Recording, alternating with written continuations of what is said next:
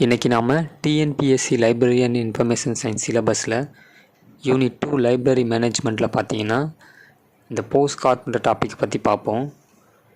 இந்த டாப்பிக்கில் இருந்து ப்ரீவியஸ் இயர் கொஸ்டினில் பார்த்தீங்கன்னா அடிக்கடி கொஸ்டின் கேட்டிருக்காங்க. சரிங்களா?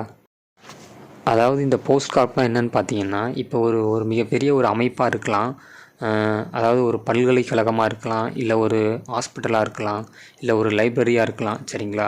அந்த மாதிரி ஏதாவது ஒரு துறையில் பார்த்தீங்கன்னா நீங்கள் தலைவராகவோ இல்லை மேலாளராகவோ நீங்கள் இருக்கும்போது பார்த்தீங்கன்னா நீங்கள் செய்ய வேண்டிய முக்கியமான நிர்வாக பணிகள் என்னென்ன அப்படின்றத பற்றி பார்க்குறது தான் பார்த்தீங்கன்னா இந்த போஸ்ட் கார்ட். சரிங்களா? 1930 அமெரிக்காவில் ஏற்பட்ட பொருளாதார பேரழிவுக்கு பிறகு அப்போ இருந்த அதிபர் ஃப்ராங்க்லின் ரூஸ்வெல்ட் அரசாங்க நிர்வாகத்தை எப்படி சீரமைக்கிறது அப்படின்னு சொல்லிட்டு ஆராய ஒரு குழுவை அமைக்கிறாரு.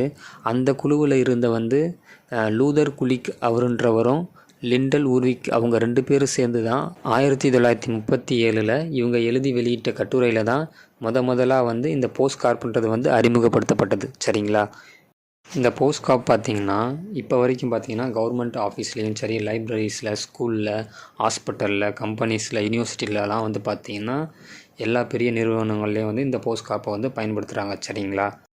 இந்த போஸ்ட் கார்ப்பை பார்த்திங்கன்னா 7 கேட்டகரியாக பிரிக்கிறாங்க. அதாவது இதோட விளக்கத்தை என்னன்னு சொல்கிறாங்கன்னு பார்த்தீங்கன்னா, பீனா பிளானிங்னா திட்டமிடல்னு சொல்லலாம்.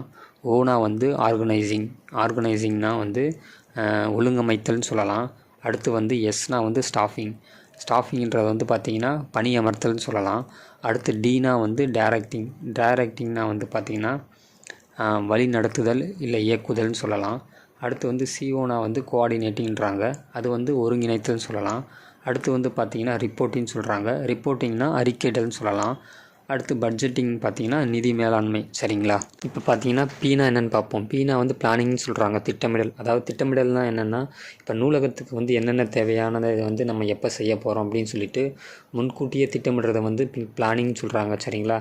இப்போ உதாரணத்துக்கு பார்த்திங்கன்னா இந்த ஆண்டு ஒரு 5 லட்சம் புக்கை பப்ளிஷ் பண்ண போகிறாங்க, இல்லை போட்டித் தேர்வுக்கு வாங்க போகணுன்னா அதை முன்கூட்டியே தீர்மானிக்கிறதுன்னு சொல்லலாம். ரெண்டாவதாக பார்த்தீங்கன்னா ஆர்கனைசிங்னு சொல்கிறாங்க, அதாவது ஒழுங்கமைத்தல்னு சொல்லலாம்.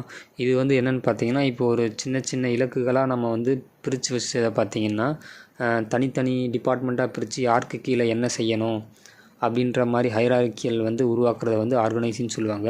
இது லைப்ரரியில் எப்படி சொல்லலாம்னு பார்த்தீங்கன்னா, இப்போ புத்தகங்களை தலைப்பு வாரியாக இப்போ அறிவியல், வரலாறு, கதைகள்னு சொல்லிட்டு அந்த ரேக்கில் தனித்தனியாக ஒதுக்குறத ஆர்கனைசிங்னு சொல்லலாம். சரிங்களா? மூணாவதாக பார்த்தீங்கன்னா ஸ்டாஃபிங்னு சொல்கிறாங்க. ஸ்டாஃபிங்னா ரெக்ரூட் பண்ணுறத சொல்லலாம். அதாவது எப்படின்னா தமிழில் சரியான வேலைக்கு தகுதியான நபர்களை நியமிக்கிறத ஸ்டாஃபிங்னு சொல்லலாம். நாலாவதாக பார்த்தீங்கன்னா டைரக்டிங்னு சொல்கிறாங்க. டைரக்டிங்னா என்னென்னா, இப்போ ஒரு சீஃப் லைப்ரரியன் இருக்காருன்னா அவருக்கு கீழே இருக்கிறவங்கள என்ன மாதிரிலாம் வேலை வாங்குறத பற்றி சொல்கிறாங்க. அதாவது எப்படின்னா, இப்போ பார்த்திங்கன்னா ஒரு வாசகருக்கு இருக்காருன்னா அவருக்கு எத்தனை புக்கு வழங்கணும், அதே போல் தாமதமாக கொடுக்குற கட்டணத்தை எந்த மாதிரி வாங்கணும், அதே போல் இப்போ ஒரு லைப்ரரிக்கு பார்த்திங்கன்னா இப்போ வாசகர் வராங்களாம் அவங்கள எப்படி நம்ம ட்ரீட் பண்ணணும், இந்த மாதிரி அவங்கள தொடர்ந்து கண்காணித்து அதுக்கப்புறம் வழி நடத்துறது தான் பார்த்திங்கன்னா டைரக்டரின்னு சொல்கிறாங்க. சரிங்களா? அடுத்ததாக பார்த்தீங்கன்னா அஞ்சாவது கோஆர்டினேட்டிங் சொல்கிறாங்க. கோஆர்டினேட்டிங்னா ஒன்றும் இல்லை, அதாவது எப்படி சொல்லணும்னு பார்த்தீங்கன்னா, இப்போ அனைத்து பிரிவுகளும் பார்த்திங்கன்னா அதாவது ஒரே இலக்கை நோக்கி செயல்படுறது தான் பார்த்திங்கன்னா கோஆர்டினேட்டிங்னு சொல்கிறாங்க. அதாவது இப்போ உதாரணத்துக்கு பார்த்திங்கன்னா ஒரு ப்ரொடக்ஷன் கம்பெனி இருக்குன்னா அதில் கார் மேனுஃபேக்சர் பண்ணுறாங்கன்னா அதில் தனித்தனியாக அசம்பிள் பண்ணுறதுக்கு ஷாப் இருக்கும், பிளான்ட் இருக்கும். எப்படின்னு பார்த்தீங்கன்னா, இப்போ பெயிண்ட் ஷாப்புன்னு இருக்கும், அடுத்ததாக பாடி ஷாப்புன்னு இருக்கும், அடுத்து இன்ஜின் தனியாக இன்ஜின் அசம்பிளி பண்ணுறதுக்கு தனியாக ஷாப் இருக்கும், அடுத்து பிரேக் தனியாக இருக்கும், அடுத்து டயருக்கு தனியாக இருக்கும்.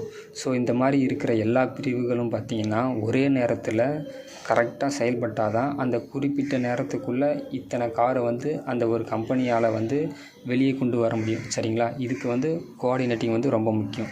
ஸோ இதுதான் கோஆர்டினேட்டிங்னு சொல்லுவாங்க. சரிங்களா? அடுத்ததாக பார்த்தீங்கன்னா ரிப்போர்ட்டிங்னு சொல்கிறாங்க. ரிப்போர்ட்டிங்னா அறிக்கை அளித்தல்னு சொல்லலாம். அதாவது அறிக்கை அளித்தல்னால் என்னென்னா, இப்போ வந்து களத்தில் என்னென்ன நடக்குதுன்றதை வந்து அவங்க சம்மந்தப்பட்ட மேலதிகாரிகளுக்கு வந்து தெரிவிக்கிறத வந்து ரிப்போர்ட்டிங் சொல்லலாம். சரிங்களா? இதை லைப்ரரியில் எப்படின்னு பார்க்கலான்னு பார்த்தீங்கன்னா, மாத அறிக்கை, ஆண்டு அறிக்கை, அப்புறம் புள்ளி விவரங்கள் இதெல்லாம் பார்த்தீங்கன்னா ரிப்போர்ட்டிங்னு சொல்லலாம். சரிங்களா?